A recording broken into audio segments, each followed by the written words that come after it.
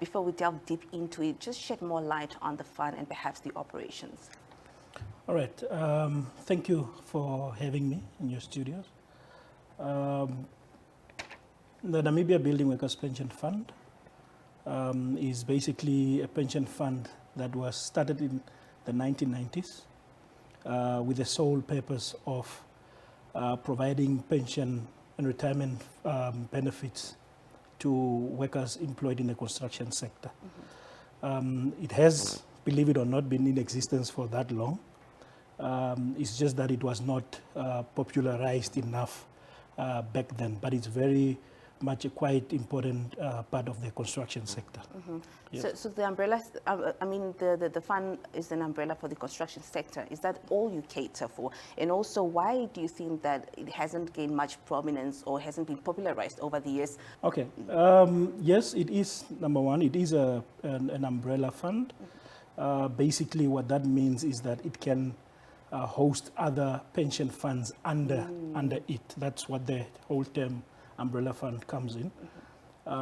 What that basically means in our context is that we can have multiple employers belonging to this particular pension fund. Now, the reason why it was not popular all along, it's because it was sort of handled as a baby under other umbrellas. Okay. As much as it was an umbrella fund, it was being administered by other pension funds. Previously, it was administered by Sanlam from inception up until Sanlam went out of the administration space, and then it was then passed on to Alexander Forbes that administered it up until the fund decided to then set up its own administration vehicle.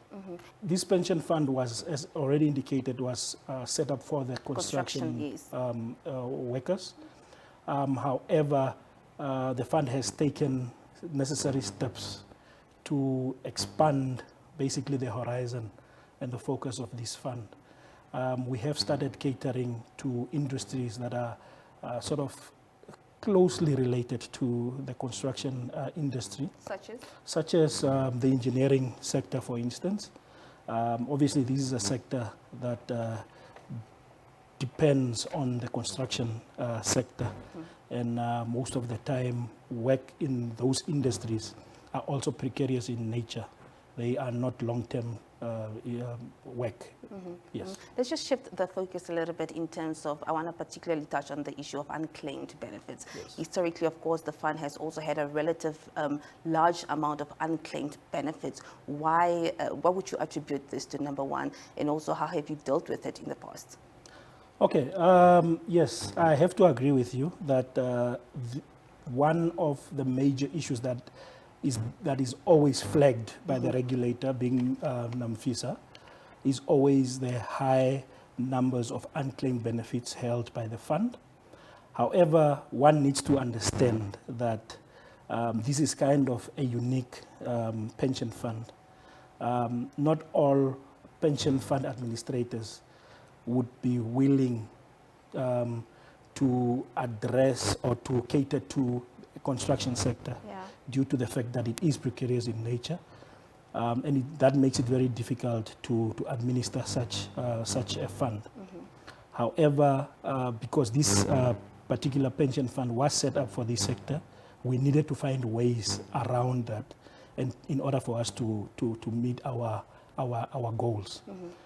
Now, in terms of the unclaimed benefits, this is highly attributed to the lack of proper information, member information.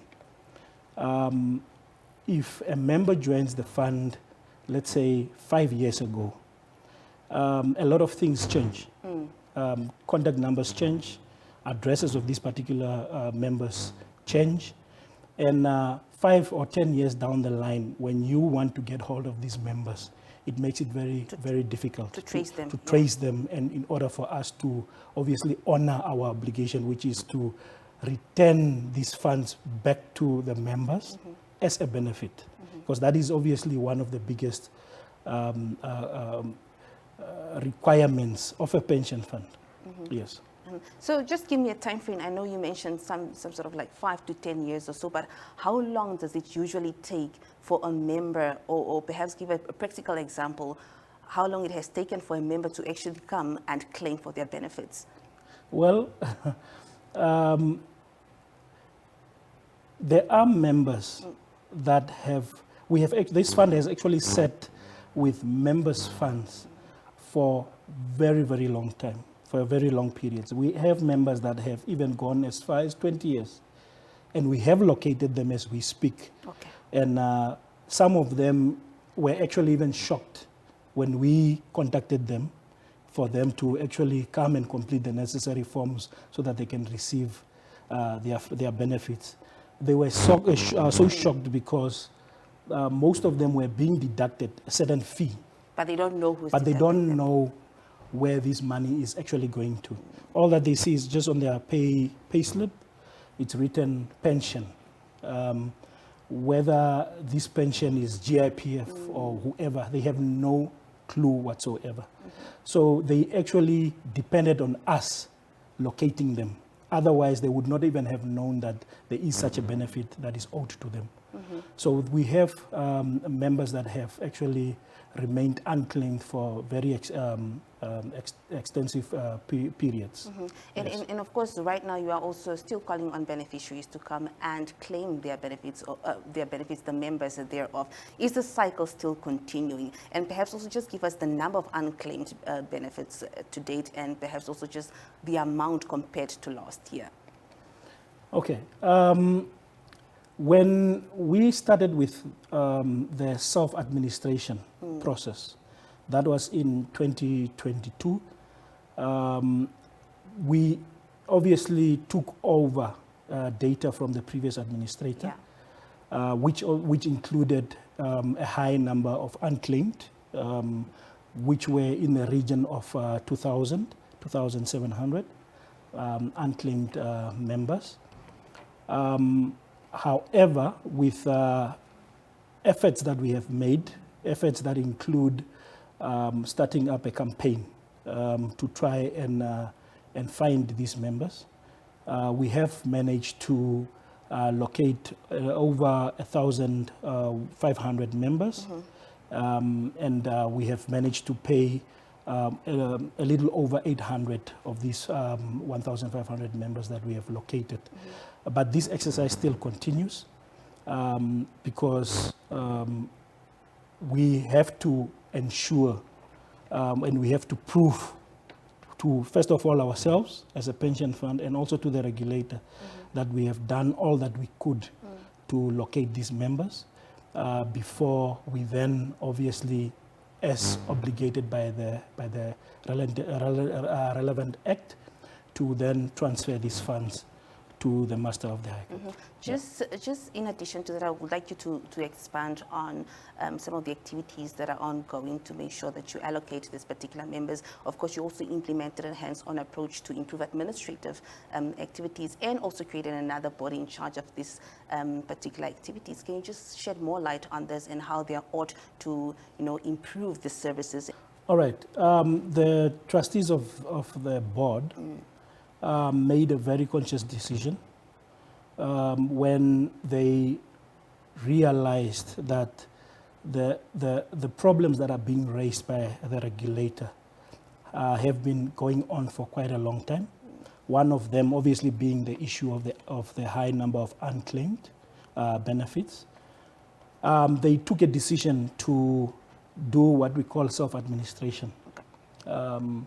Where we have decided not to look outward for an institution or a company that will then administer the affairs of the pension fund, but we rather went for what we call self-administration by setting up an entity called APIA Financial Services, which is tasked with the administration of the affairs of the Namibia Building Workers Pension Fund. So the fact that it is solely at this moment dedicated to addressing the concerns of this building pension fund and not having taken up any other client as yet, that obviously meant that the sole focus is only on our members and to try and rectify the wrongs that were done in the past. We have dedicated a whole department under the principal officer's office that assists with tracing of these members, just so that we can actually address this issue of unclaimed benefits head on. Yes. And as per the mandate or the objectives of that particular initiative, are the results reflecting on the ground? Has it improved in any way? Yes, it has actually improved. We really are seeing members coming through to claim their benefits. Members appear to even be more informed in terms of where their money is, first of all, going to, and in terms of also the procedures that they need to follow in order to complete the necessary documents to claim what is owed to them. Yes. Just another question before I let you go, Mr. Kadundu. What happens then in the case that a member dies? What procedures are followed to ensure that these benefits are acquired, and also who do they go to? All right. When a member of the fund dies, the beneficiaries of these particular funds would then be either the immediate family of this particular member, or it can be nominees indicated by the member himself through a particular form that is called a beneficiary nomination form that is to be completed by each member, that basically sort of directs the fund on how to distribute his or her benefits once he or she is no longer. It's basically a guiding tool. It's not that it's a must, we should follow that particular form to the T, but it's a good starting point. So these benefits actually do end up being distributed to these beneficiaries as nominated by the member himself. Well, the whole purpose of a pension fund is for you to save while you are able to work, for one day when you are not able to work. And also to ensure that we do not also put this pressure and this burden on the government alone. So when one is no longer able to earn an income through his or her work, the only saving mechanism that would be available would be a pension fund. So that is primarily the main purpose of a pension fund, is for you to save for one day when you retire and when you are not able to work any longer. All right. Yes. Mr. Kadundu, we thank you so much for joining us and for your time and information. All the best. Thank you so much. Operations. Yeah.